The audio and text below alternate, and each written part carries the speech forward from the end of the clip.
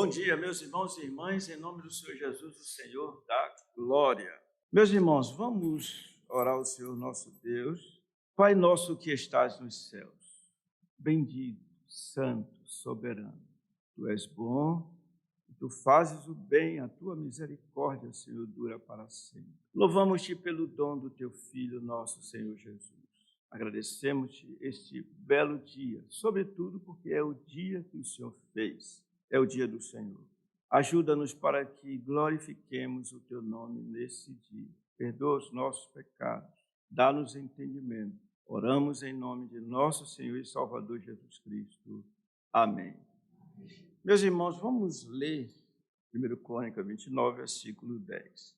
Aliás, versículo 9. O povo se alegrou com tudo o que se fez voluntariamente, porque de coração íntegro deram eles liberalmente ao Senhor.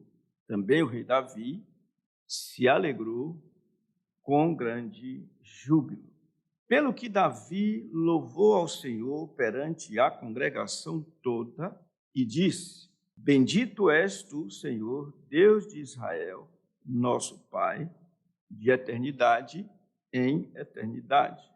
Teu, Senhor, é o poder, a grandeza, a honra, a vitória, a majestade, porque teu é tudo quanto há nos céus e na terra.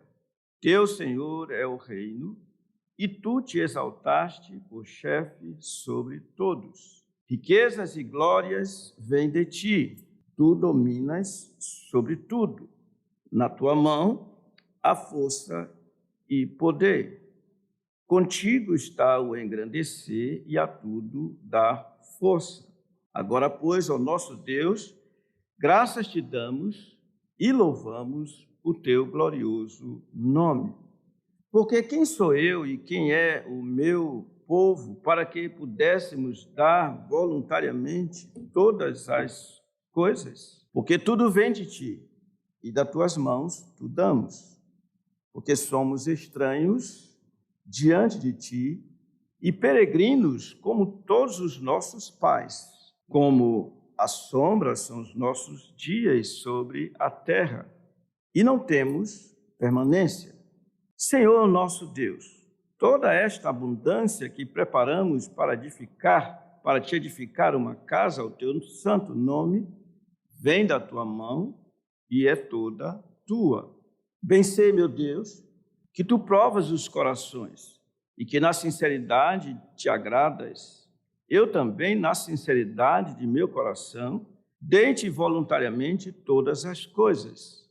Acabo de ver com alegria que o teu povo, que se acha aqui, te faz ofertas voluntariamente. Senhor Deus, de nossos pais Abraão, Isaque e Israel, conserva para sempre no coração do teu povo estas disposições e pensamentos. Inclina-lhe o coração para contigo. E a Salomão, meu filho, dá coração íntegro para guardar os teus mandamentos, os teus testemunhos e os teus estatutos, fazendo tudo para edificar este palácio para o qual providenciei. Então disse Davi a toda a congregação: Agora, louvai o Senhor vosso Deus.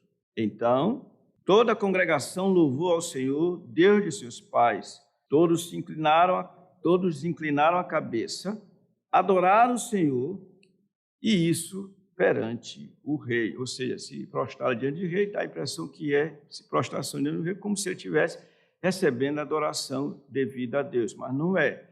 Tudo isso diante do rei.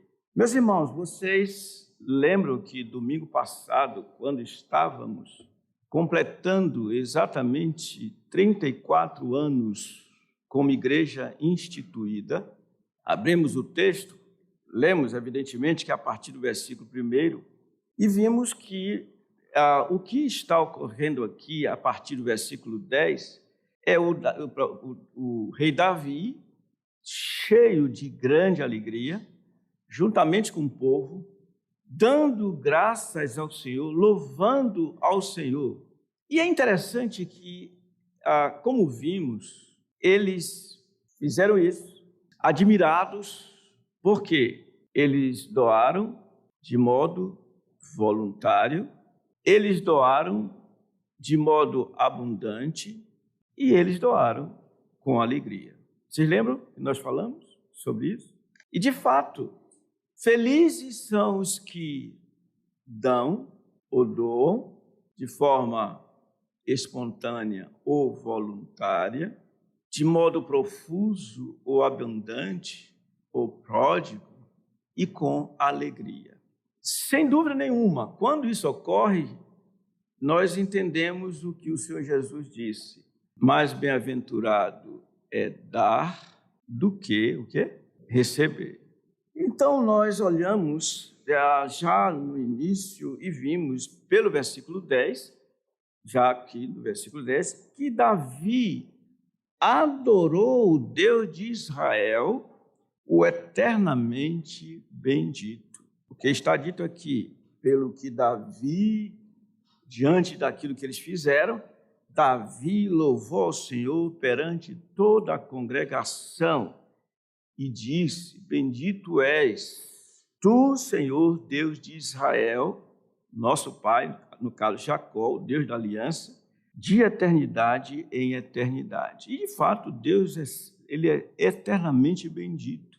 Ou seja, ele é feliz em si mesmo, por causa de si mesmo.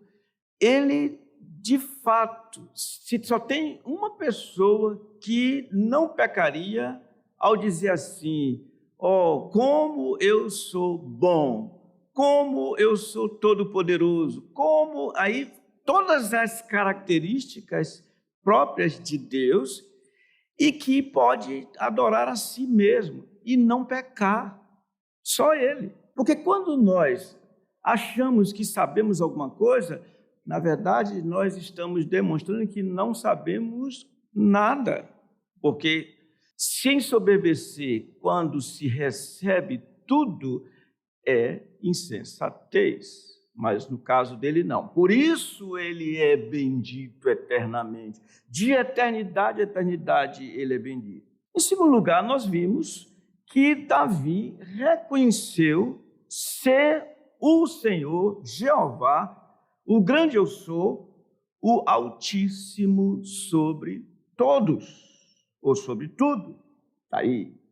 Então, vejamos, ele começa nesse versículo 11, na primeira parte, dizendo: teu Senhor é o poder, a grandeza, a honra, a vitória e a majestade.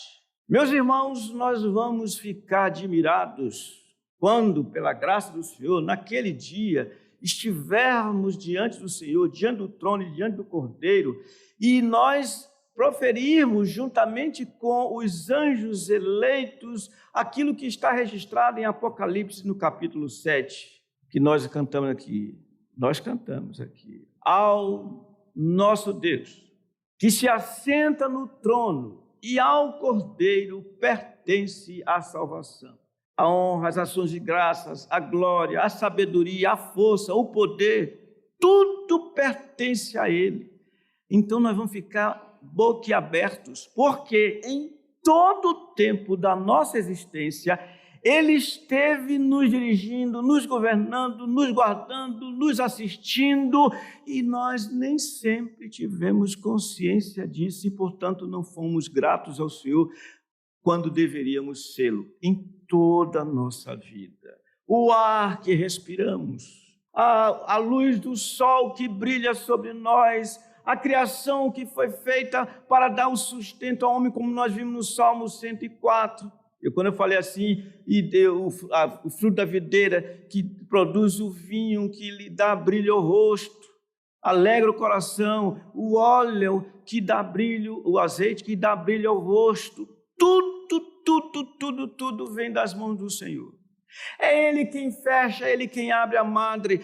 É o Senhor, todo o Senhor que dirige tudo na sua santa providência. Davi está dizendo: tua, Senhor, é o poder, a grandeza, a honra, a vitória e a majestade. Além disso, ele dá razões, ele mostra de uma forma interessante como realmente o Senhor tem o poder sobre tudo. Ele chama de Altíssimo. Ele diz assim, olha, porque teu é o quê? Porque teu é o quê? Tudo quanto há nos céus e na terra, teu, Senhor, é o reino, ou seja, ele dirige, ele governa, ele manda. E tu te exaltaste por chefe sobre todos. Irmãos, digo com toda convicção, nós deveríamos, em quaisquer circunstâncias, dizer ao Senhor, tu reinas. Quando isso ocorre, ou seja, quando cremos nessas coisas, fazemos ou faremos como o apóstolo Paulo. Se vocês olharem na carta aos Filipenses, no capítulo 1, no versículo 12, ele diz assim, eu, Paulo, sou prisioneiro de Cristo. Prisioneiro de Cristo. Ele estava na prisão de César, mas ele reconhecia que o Senhor é Deus, o Senhor é o Senhor, e que Ele é quem governa. A vida de Paulo estava nas mãos dele. Quando não tinha recursos, ele dava graças ao Senhor. Quando tinha recursos, ele dava graças ao Senhor. Quando ele era honrado, ele dava graças ao Senhor. Quando ele era humilhado, ele dava graças ao Senhor. Daí ele dizia assim, tudo posso. Diga comigo. Naquele que me fortalece. Às vezes, irmãos, nós nos vemos realmente falando a Escritura de forma memorável, porque memorizamos, olhamos para a Escritura e falamos, inclusive olhamos para um para-choque de caminhão e lemos o camarada botar assim, tudo posso naquele que me fortalece, mas a questão é, será que nós estamos agradecendo ao Senhor por tudo que Ele proporciona? Tudo que Ele nos dá e deixa de dar. Vocês estão entendendo? Ele está reconhecendo, Ele é o Altíssimo sobre tudo. Tudo pertence a Ele. Dele é o reino. E Ele se exaltou. Ele está acima de tudo e de todos. Por isso, irmãos, a nossa caminhada deveria ser semelhante à de nosso Senhor Jesus Cristo. Por que eu digo isso? Porque está escrito em Filipenses, no capítulo 2, versículo 5, ele diz assim, tende em vós a mesma atitude, o mesmo pensamento que também houve em Cristo Jesus. Pois ele, subsistindo em forma de Deus, ou seja, ele, Deus, não julgou como usurpação ser igual a Deus, antes a si mesmo se esvaziou, assumindo a forma de servo, sendo reconhecido em figura humana, a si mesmo se humilhou, sendo obediente até a morte de cruz. E ele continua dizendo, o apóstolo Paulo, pelo que Deus o exaltou sobremaneira e lhe deu o nome que está acima de todo nome, para que ao nome de Jesus se dobre todo o joelho no céu, na terra e debaixo da terra, e toda língua confesse que Jesus Cristo é Senhor, para a glória de Deus Pai. O Senhor Jesus Cristo só não está acima do Pai Celeste, no sentido de que Ele assumiu a nossa natureza e Ele reinará até que Ele coloque diante do Pai o reinado que lhe foi dado, para que Deus seja tudo em todos. Davi está dizendo, ele reconhece que Ele é Senhor, Ele é o Altíssimo sobre tudo. E o que mais importa para nós aqui dentro desse contexto, irmãos, é ver que ele reconhece, impressionante, nós vamos ver isso, irmãos, ele reconhece, não só a questão das riquezas, próximo, riquezas, diz ele, e glória vem de ti, tu dominas sobre tudo, na tua mão a força e poder, contigo está o engrandecer e a tudo dá força. Davi, nesse versículo 12, está dizendo, em outras palavras, meus irmãos, que tudo que nós possuímos não pertence a nós, pertence a Ele. Tudo que nós somos não foi feito por nós, foi feito por eles. Tudo que nós temos, tudo que nós somos, tudo que nós fazemos e que glorifica o teu nome é por causa dele, porque agiu em nós. Por isso o apóstolo Paulo, aí eu volto, saí de Filipenses, volto para Filipenses, capítulo 2, eu li até o versículo 11, e então no versículo 12 ele diz: portanto, meus irmãos, como sempre obedeceste, não só na minha presença, também agora muito mais na minha ausência, desenvolvei a vossa salvação com temor e tremor, porque Deus é quem efetua em vós tanto querer quanto realizar, segundo a sua boa vontade. Aí, sabe o que ele diz em seguida? Se você estiver acompanhando em Filipenses capítulo, eu li o 12, li o 13, e ele diz no verso 14 o quê? Fazei todas as coisas sem murmurações, nem contenda. Olha o contexto. Davi está dizendo, não há murmuração em nós. Nós não doamos e ficamos dizendo, fizemos uma doação espetacular, aí coloca na mídia, faz ali. Não, ele diz, não, fizemos isso voluntariamente, fizemos isso de modo abundante, fizemos isso com alegria. Ou seja, não havia murmuração nesse contexto, nessa ocasião aqui. Vocês estão entendendo? Riquezas e glórias vêm de ti. Tu dominas sobre tudo. Na tua mão está a força e o poder. Contigo, é Ele, irmãos. É o Senhor quem engrandece ou então humilha. Contigo está o engrandecer. Quantas vezes nos pegamos lutando, essa é a realidade, lutando para alcançar patamares superiores àqueles nos quais estamos. E esquecemos que é Ele que faz isso. Vocês lembram de José no Egito? Vocês lembram que José, já falei isso aqui, José foi levado como cativo para o Egito, vendido como escravo, e lá Potifar o adquiriu por preço, e lá Potifar colocou tudo sob os cuidados de José, mas lá na casa de Potifar, sua mulher era de fato terrível e quis possuir José e acabou por lançando calúnia sobre ele, porque ele, quando fugiu dela, deixou a sua túnica, sua capa, e aquilo serviu como prova. Ela levantou isso como prova e José foi posto na prisão. Vocês lembram disso? Vocês lembram? Quando ele foi posto na prisão, você pode dizer assim, José foi humilhado. Aí a pergunta vem, quem humilhou José? Você vai dizer a mulher de Potifar. Do ponto de vista humano, sim, a responsabilidade é dela. Mas quem foi que humilhou José? O Senhor. Tudo bem.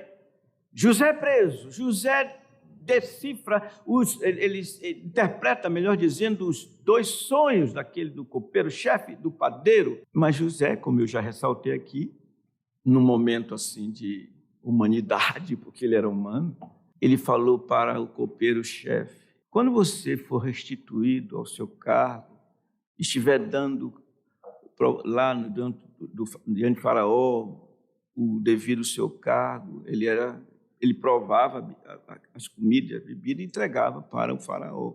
Então era um homem de confiança.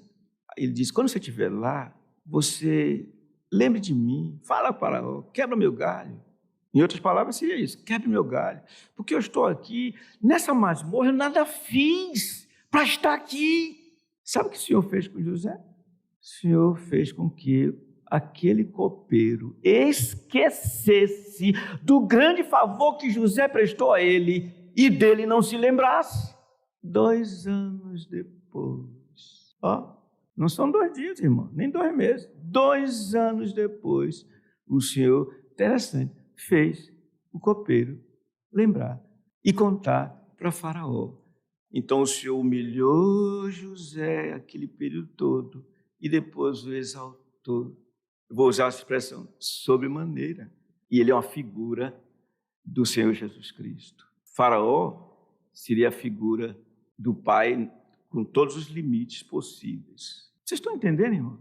Irmãos, se você não está conseguindo alcançar um patamar que você gostaria.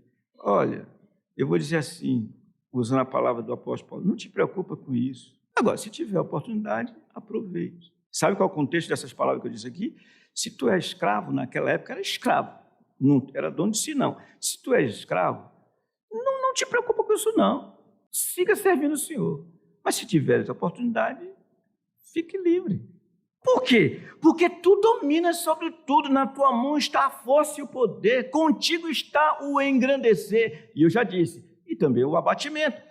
E a tudo tu dá força. Meus irmãos e irmãs, não há mérito em ninguém se tiver boa saúde.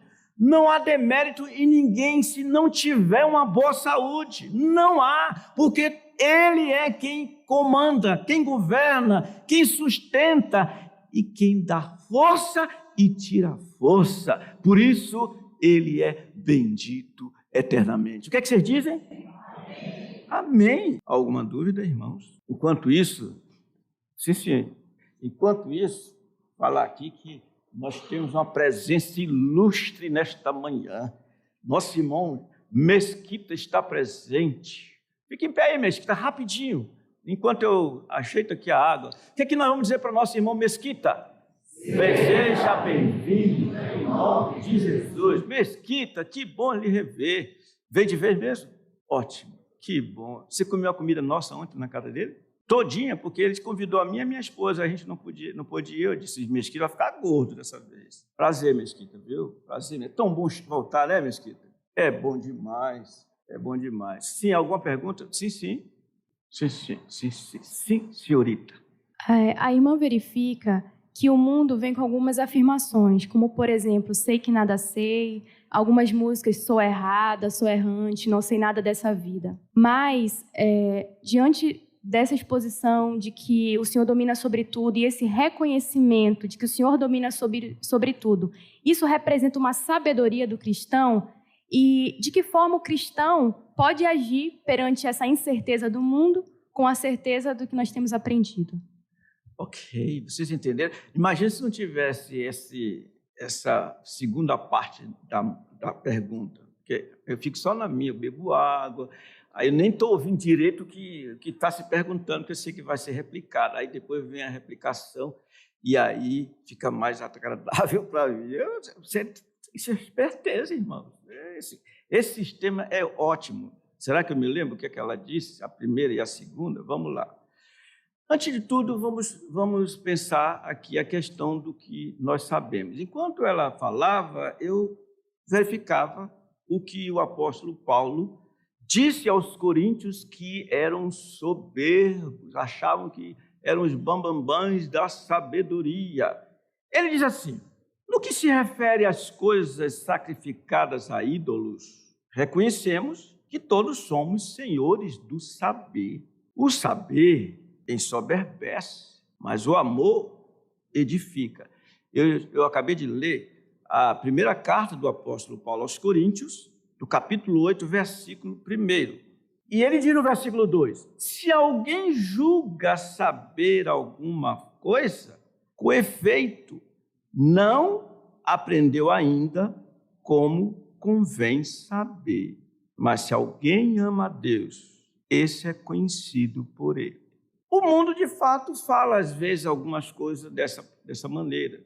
Claro que quando o filósofo disse que na natureza nada se cria, tudo se transforma, mais ou menos assim, não é isso? Onde ele viu isso? Antes dele, o autor de Eclesiastes já dizia isso, já falava isso na linguagem inspirada e é isso mesmo. Além disso, quando se trata de nós só deveríamos pensar que sabemos de fato o que achamos que sabemos, se esse nosso saber redunda não em soberba, mas em amor. Exemplo, o pai chega para o filho e diz assim, André, vai jogar o lixo fora. Ele diz assim, pai, eu sabia que eu tinha que jogar o lixo fora. Precisava o senhor me dizer isso? Ora, esse saber do André levou a soberba e a enfrentar o pai dele. Isso é sabedoria? Não! Vocês entenderam? Além disso, a outra parte da pergunta. Como proceder? Não é isso? Como proceder? Pode dizer. Proceder perante o mundo, diante dessa incerteza do mundo e a sabedoria que vem do Senhor. Isso. Como proceder diante das incertezas do mundo e o que nós estamos vendo, o governo, o poder de nosso Senhor. Eu vou dar um exemplo para vocês. Minha família e alguns de vocês, mas vou falar por mim, desde o ano em que muitos de vocês não tinham nascido, desde 1991, nós temos um plano de saúde.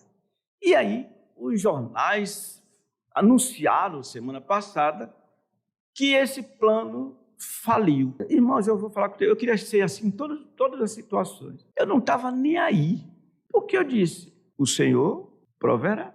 O que eu vou fazer? Não tenho nada para fazer, a não sei dizer, Senhor, só está vendo a situação. Eu penso que a nossa atitude diante das incertezas desse mundo é dizer, o Senhor reina. Irmãos, não nos escabelemos, porque está por vir um novo governo para o nosso país. E daí? Quem é que governa o universo? Quem é que sustenta todas as coisas pela palavra do seu poder? É Ele. Agora, estejamos certos também do que é que devemos fazer e o que não devemos fazer. Vamos olhar para uma época em que era, de fato, difícil mais do que os nossos dias. Nos dias que antecederam ao nascimento de Moisés. Faraó, não o bonzinho, mas o ruinzinho, ele havia decretado que toda mulher hebreia que desse luz a um menino, a um macho que não deixasse nascer, matasse. Ou seja, é pior do que aborto, né? Que tinha que saber se era menino, que agora sabe se é menino ou menina, mas nascia, morria. As parteiras, porque temiam o Senhor, e aqui está o ponto, nós precisamos temer o Senhor. Porque temiam o Senhor, elas viram que a criança nasceu e nada fez para tirar de circulação. Nasceu Moisés. Viram que a criança era formosa e não temeram o decreto de Faraó, pelo que o Senhor as abençoou muito mais. Tem um texto em Isaías que tem uma pergunta e é a seguinte, o Senhor diz perguntando, agindo eu, quem o impedirá? Quem, irmãos? Ninguém. Se Deus é por nós, quem será contra nós? Ora, voltando ao salmo que nós estávamos meditando e ainda não terminamos, Salmo 146. Louva, ó minha alma, ao Senhor, bendirei ao Senhor em toda a minha vida, cantarei louvores ao teu nome enquanto eu viver. Não confieis nos príncipes, nem nos filhos dos homens, porque eles são mortais. Sai-lhes o espírito e nesse mesmo dia perecem todos os seus planos, desígnios e etc. Bem-aventurado aquele que tem o Deus de Jacó por sua esperança, que confia nele. Aqui Davi dizendo, tudo vem de ti, riquezas e glória vem de ti, tu dominas sobre tudo, na tua mão há força e poder, contigo estão a engrandecer e a tudo dar força. É essa a resposta que eu daria. Pois não? Como podemos nos esvaziar do nosso sentimento de adquirir tudo nesse mundo para ter status ou riquezas? Eu não entendi uma palavra. Como podemos nos esvaziar? Nos esvaziar do nosso sentimento de adquirir tudo desse mundo para ter status e riqueza. Olha, eu pensei que eu estava cego, mas não é só cego, é surdo. Faça o seguinte, bem mais devagar. Eu não sei, tem uma palavra que não está me deixando compreender. Por favor. Como podemos nos esvaziar do nosso sentimento de adquirir tudo desse mundo para ter status e riquezas? Ah, tá. como nos esvaziar do sentimento, do desejo, da busca de obter as coisas desse mundo e a fim de ser feliz, porque na verdade é isso. Eu vou citar aqui um exemplo vivo, bíblico, de um homem que não era em certo sentido, não era dessa mesma matéria, riquezas, bens, mas de materiais, né? Bens materiais. Mas ele era alguém que se ufanava, se gloriava, porque pensava ele, era o tal. Eu vou olhando, vocês vai para a Bíblia, em Filipenses capítulo 3, a ponto de ele dizer assim, falando do ponto de vista natural. Ele falou no versículo 4 do capítulo 3, bem que eu poderia confiar também na carne, ou seja, gloriar-se em si de si mesmo. Se qualquer outro pensa que pode confiar na carne, eu ainda mais. Então ele cita as suas qualidades para dizer, olha, eu tenho razão para confiar na carne. Ele disse, circuncidado ao 8º dia. Todos nós somos brasileiros, não tivemos essa experiência da circuncisão que era tida como algo muito especial, e era, no sentido, era especial. Da linhagem de Israel, nós somos gentios, da tribo de Benjamim, hebreu de hebreus, quanto à lei, fariseu, quanto ao zelo, perseguidor da igreja, quanto à justiça que há na lei, ele dizia irrepreensível. Ou seja, ele era alguém do ponto de vista da lei que dizia assim, tudo isso já tenho feito desde a mocidade. O que mais tem para mostrar aqueles jovens ricos? Lembra? O que Paulo está dizendo aqui, agora, a partir de agora ele vai dizer, é o que nós precisamos fazer para deixar esse sentimento de busca, de desejos por as coisas desse mundo. Leiam comigo, a partir do versículo 7, de forma bem lenta. Começa dizendo assim, mas o que para mim era o quê? Lucro. Isto considerei perda por uma razão, por causa de Cristo. E ele então vai explicar, sim, de verdade, deveras considero tudo como perda por causa da sublimidade do conhecimento de Cristo Jesus, meu Senhor, por amor do qual perdi todas as coisas e as considero como refúgio para ganhar a Cristo e ser achado nele, não tendo justiça própria que procede de lei, senão a que é mediante a fé em Cristo, a justiça que procede de Deus, baseada na fé, para o conhecer e o poder da sua ressurreição e a comunhão dos seus sofrimentos, conformando-me com ele na sua morte, para de algum modo alcançar a ressurreição dentre os mortos. Ou seja, alcançar o patamar que é livre desse corpo de morte. O que eu tenho que fazer para abandonar o meu sentimento de busca pelas coisas do Senhor? Eu preciso mudar de foco. Eu preciso sair dessas coisas, dessas riquezas, onde ladrões escavam e roubam, onde traça e ferrugem corrói, e juntar tesouros nos céus. Quer isso mais explicitamente, do ponto de vista da resposta que ele deu a um jovem que disse assim, Senhor, que farei para herdar a vida eterna? Ele disse, por que me chamas bom? Bom só um, que é Deus. Sabes os mandamentos? Então ele citou mandamentos da segunda tábua da lei. Não matarás, etc. Honra pai e mãe. Ele disse, aí ele olhou para o Senhor e disse assim, mestre, tudo isso tenho observado desde a minha infância. O Senhor disse, uma coisa ainda te falta. Vai, vende tudo o que tens, dá aos pobres e depois vem e siga-me e terás um tesouro nos céus. Ele então ficou muito triste. Sabe por quê? Porque era dono de muitas propriedades. Agora eu vou resumir para responder. O que farei? Só tem uma coisa que nós precisamos fazer, irmãos. Essa pergunta é muito boa. Só tem uma coisa que nós precisamos fazer. Negar-nos a nós mesmos. Se quem quiser ser meu discípulo, a si mesmo se negue. O grande mal meu, e eu acredito que vocês também, o grande mal meu, eu vou dizer assim, nosso, é que nós temos um apego enorme por nós mesmos. Sabe qual é a pior idolatria, irmãos? É a minha e a sua. Sabe o que mais nós idolatramos, irmãos? A nós mesmos. Vocês lembram da história da fotografia?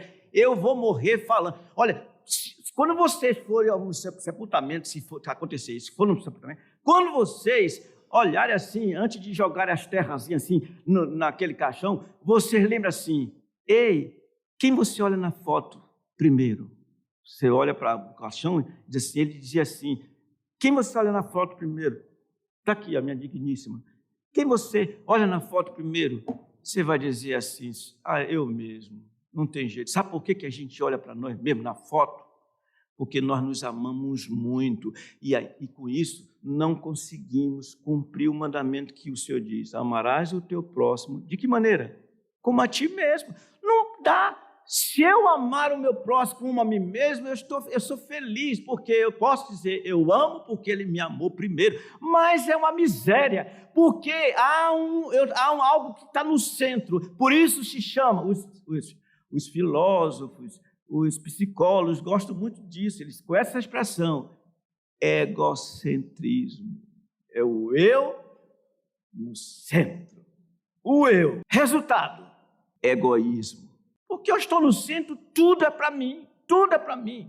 Então, sumariando tudo, a resposta é, só pela graça do Senhor, eu vou esmurrar o meu próprio corpo, eu vou negar-me a mim mesmo, que é, em outras palavras, e vou seguir o meu Senhor. Tome a sua cruz dia após dia e siga-me. Vocês já viram que só uma pessoa que está com a cabeça muito fora do lugar. Vocês já viram as postagens, como é que são feitas? Aliás, eu já falei uma coisa aqui. Vamos dizer assim, você encontra o presidente dos Estados Unidos. Aí, olha, esse aqui é o Patrick Félix. Seu presidente, seu Biden, esse aqui é o Patrick Félix. Ele queria conhecer o senhor. Aí, Patrick disse assim, seu Biden, permita-me eu fazer um selfie com o senhor e tal. Aí, sorria, seu Biden. Tá. Aí ele posta. Irmãos, agora eu já falei seu nome, eu vou ter que se levar até o fim. Você acha que o Patrick está postando aquela selfie onde seu Biden, o homem mais poderoso dos Estados Unidos, está com ele por causa do seu Biden ou porque ele quer sair de bem na foto? Aliás, você que vai responder, Patrick. Por que você postou? Vamos fazer o diferente? Agora o Gustavo. Gustavo é pego na marra, aí um camarada sai da prisão, ele desce foge daquele carro de penitenciário, não tem uns carros que vão passear com o pessoal, não é?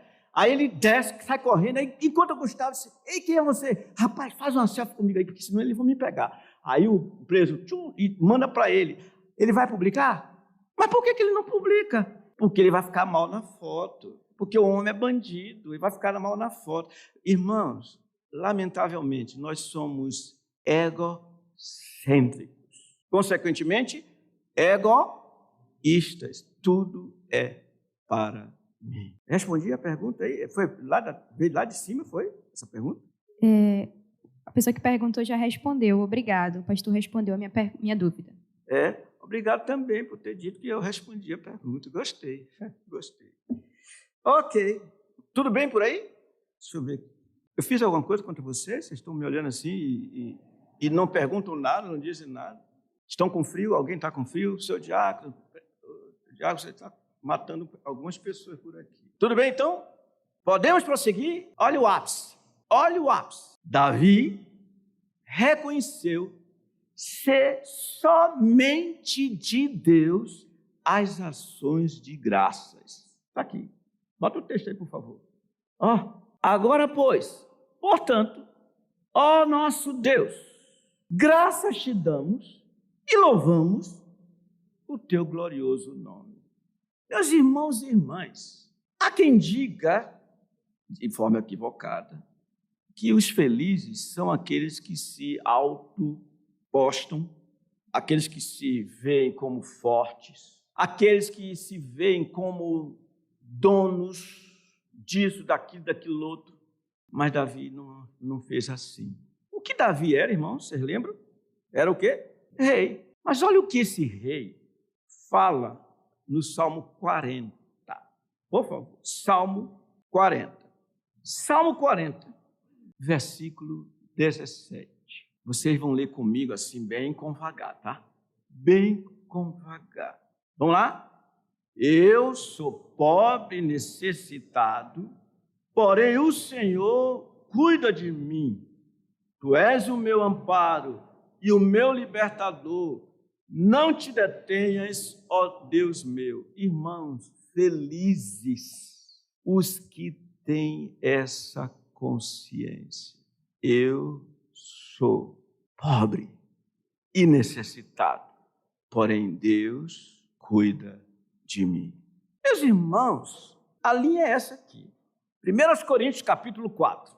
A linha de pensamento é essa aqui. 1 Coríntios capítulo 4, versículo 6. O apóstolo Paulo, instruindo aos coríntios, de novo, eles que estavam ensoberbecidos, lhes disse assim: estas coisas, irmãos, apliquei-as figuradamente a mim e a Apolo, por vossa causa, para que, por nosso exemplo, aprendais isto: não ultrapasseis o que está escrito, a fim de que ninguém se ensoberbeça a favor de um em detrimento de outro.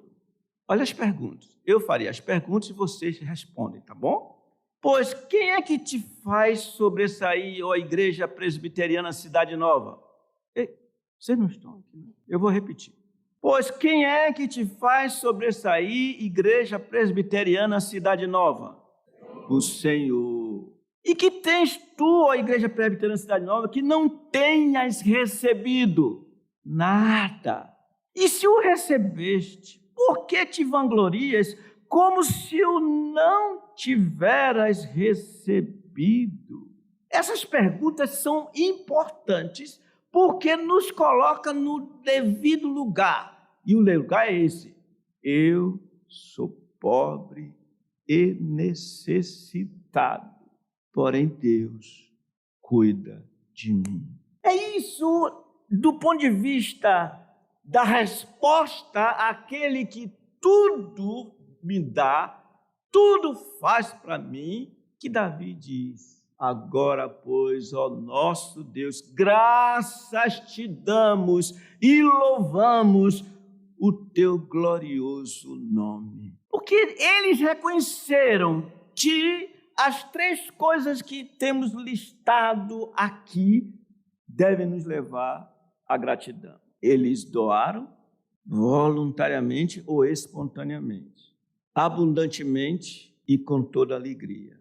Essas três coisas, quando eles perceberam, Davi e o povo perceberam que eles tinham feito estas três coisas, experimentaram essas três coisas, dar de forma voluntária, dar de forma abundante, dar com alegria.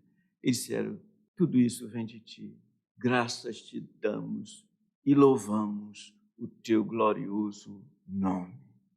Meus irmãos, isso se aplicado a todas as situações da nossa vida, nos faria diferentes. Imagine, Ana Clara, vocês sabem quem é Ana Clara? Vocês sabem quem é Ana Clara? Sabe? Ana Clara, um presente do Senhor para um casal que estava sofrendo. É isso mesmo, Ana Fabiana? Não estava sofrendo o casal? Não? Então eu errei. Então vou botar outro nome aqui. Mas digamos que sim, para não perder a... Aí vem Ana Clara. Quem é que abre a malha, irmãos? Quem é? O Senhor. Ele que fecha a malha. Então, cada criança que vem é um presente do Senhor. Fruto do Senhor, o fruto do ventre é galardão do Senhor. Irmãos, quando a gente pensa assim, quando a gente entende um pouco, a gente pensa e passa a olhar esses detalhes da vida, sabe, irmãos, ninguém se acharia feio, ninguém se acharia esquisito, ninguém se acharia desprezível se cresse que Deus foi quem o fez. Sabe como é que ele ia dizer? Como fez Davi. As trevas e a luz para ti são a mesma coisa. Pois tu formaste o meu interior, tu me teceste no seio da minha mãe. As tuas obras são admiráveis e a minha alma o sabe muito bem. Todos os meus dias foram predeterminados e contados, quando nenhum deles havia ainda. Ó Senhor, como tu és grandioso. Se o Senhor me fez, não adianta, pode me chamar de feio, meu amigo. Pode me chamar de feio, mas Ele que me fez. E sabe o que Davi diz? As tuas obras são admiráveis. O feio que você chama, Ele vê como belo, porque Ele que fez. Quem fez o cego? Quem fez o surdo?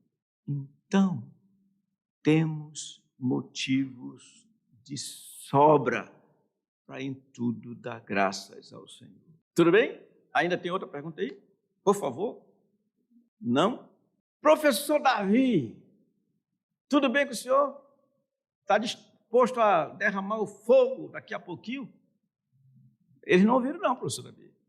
Agora, sim, é isso mesmo. Professor Davi, tem vezes que ele fica assim naquele...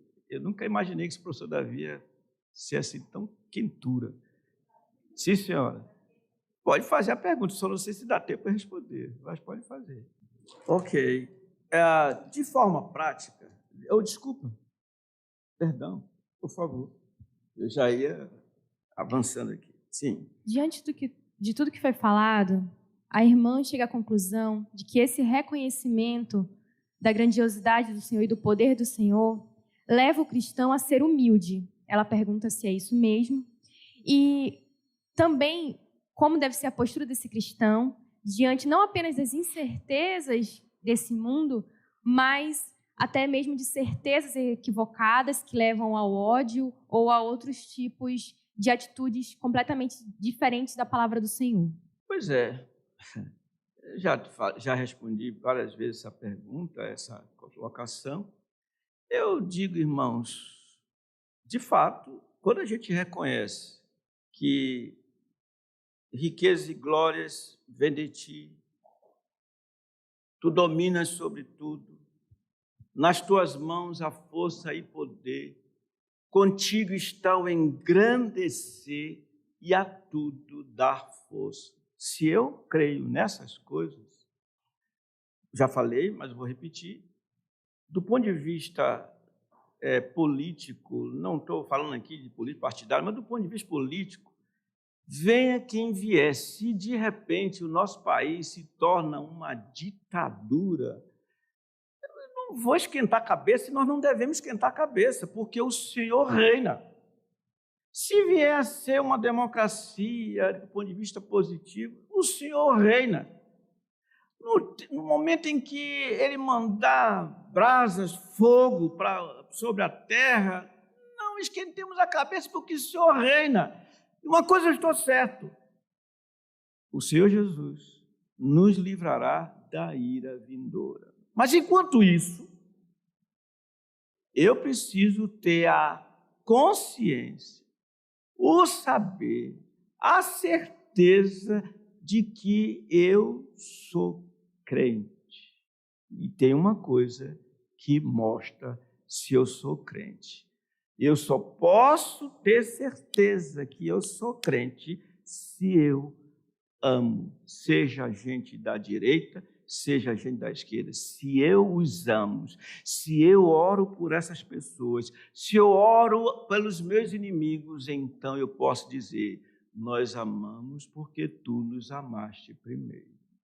Isso precisamos, porque o Senhor está trabalhando em nós, nos aperfeiçoando no amor.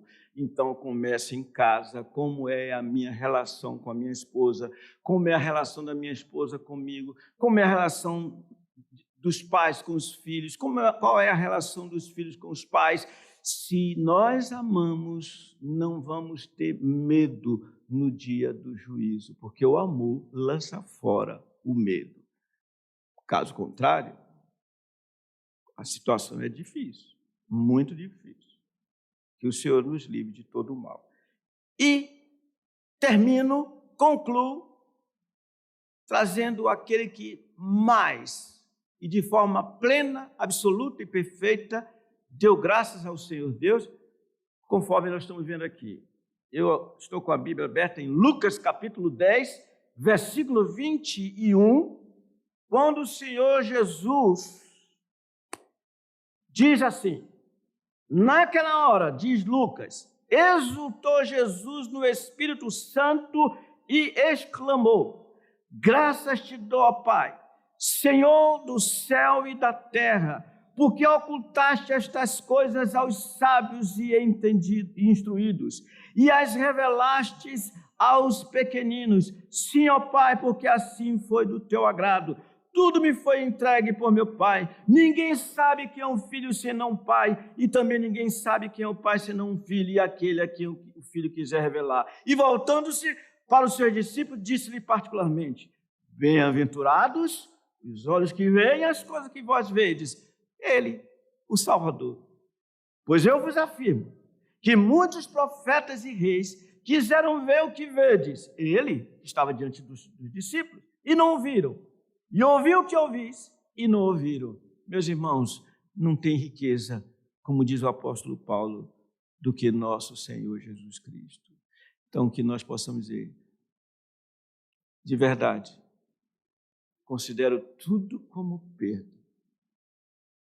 por causa da sublimidade do conhecimento de Cristo Jesus, meu Senhor. Eu não sou Senhor de mim mesmo, meu Senhor, por amor do qual perdi todas as coisas e as considero como refúgio. Que o Senhor nos abençoe, aplique a sua palavra ao nosso coração e nós sejamos profundamente gratos em todas as circunstâncias. Amém.